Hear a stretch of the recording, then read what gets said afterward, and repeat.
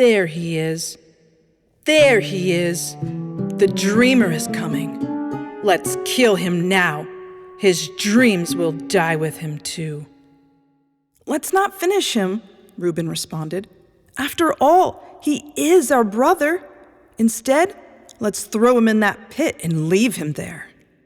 And so they did. Kids, let's travel back in time. We will be traveling back to the land of Canaan around 3,500 years ago. Through our journey, we will discover the plans God had for one of Jacob's sons. Are you all seated and ready to go? Let's start our adventure through the life of Joseph.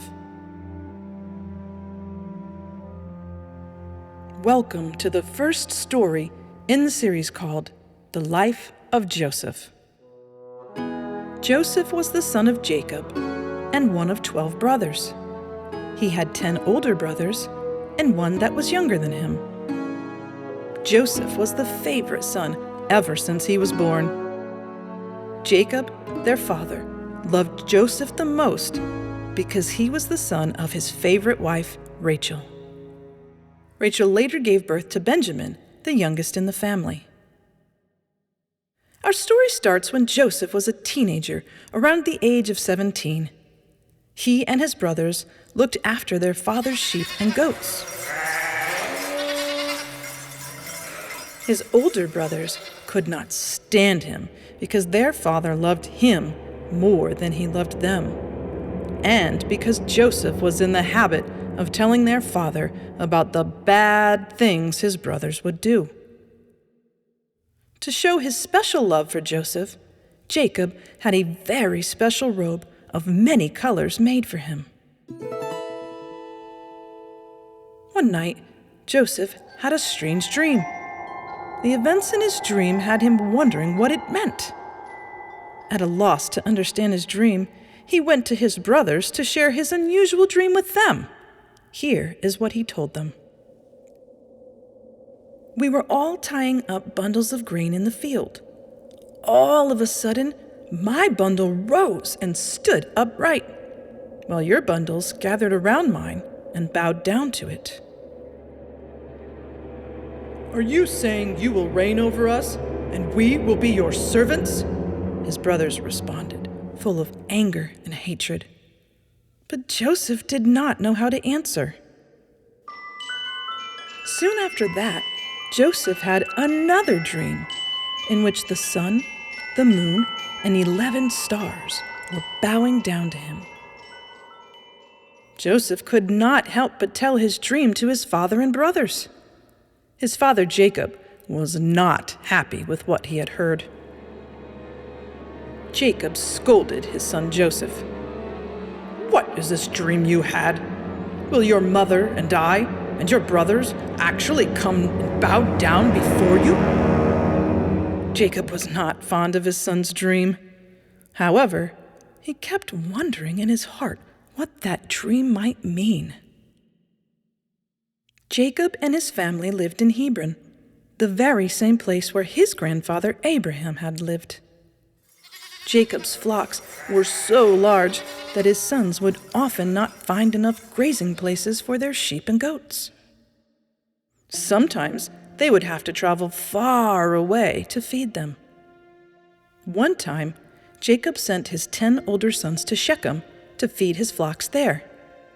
They had been gone for a few weeks by now, and Jacob called Joseph and told him, Joseph, as you know, your brothers are feeding our family's flocks near Shechem.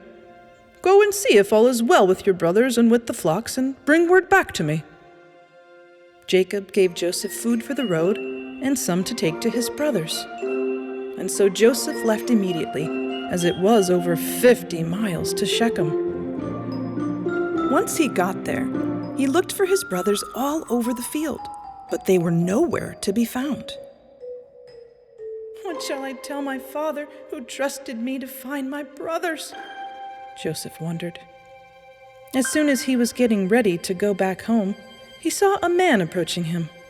He ran to that man and asked him if he knew where his brothers were grazing their flocks.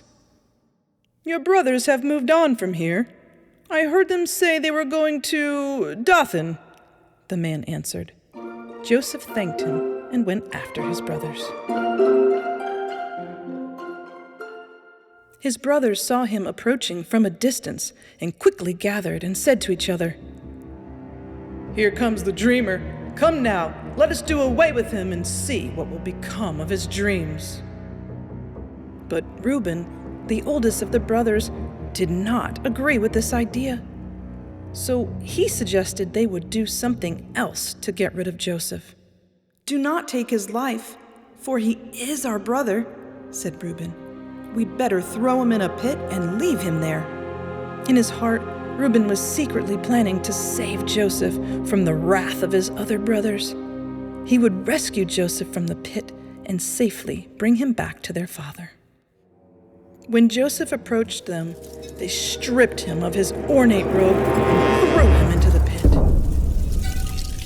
Joseph was very scared, so he started sobbing.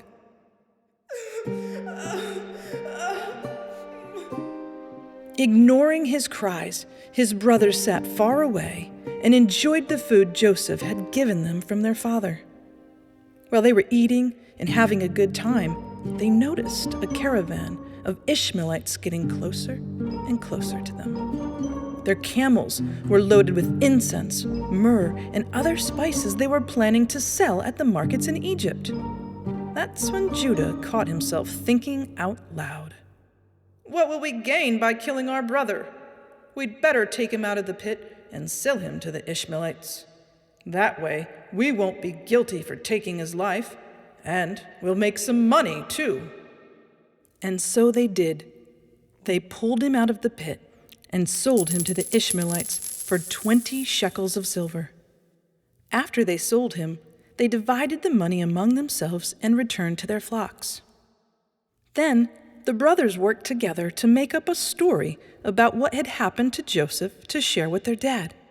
They finally decided to make their dad believe that Joseph was killed by wild animals in the desert. So their father would believe their made-up story, they dipped their brother's robe of many colors in the blood of a goat they had slaughtered. They then took the blood-stained robe to their father Jacob. Jacob refused to believe that his beloved son was no longer alive. But when he saw the blood-stained robe, he was sure his son had died. He cried over his son's death for several days.